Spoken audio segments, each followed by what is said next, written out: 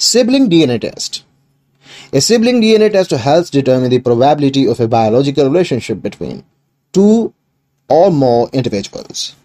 So, a sibling test determines whether the individual tested share one common parent, both common parents, or have neither their mother or father in common.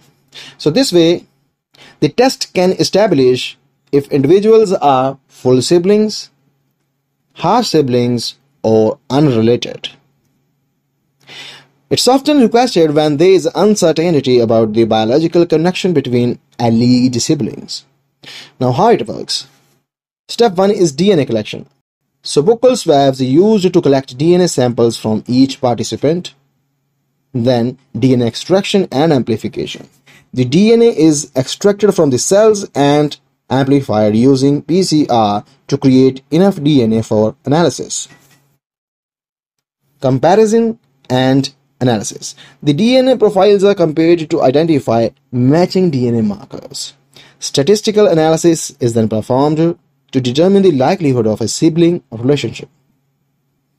Siblingship index. So the result is often expressed as siblingship indexed, where an index above 1 suggests a biological relationship, while an index below 1 suggests they are unlikely to be related. This was all. Thanks for watching.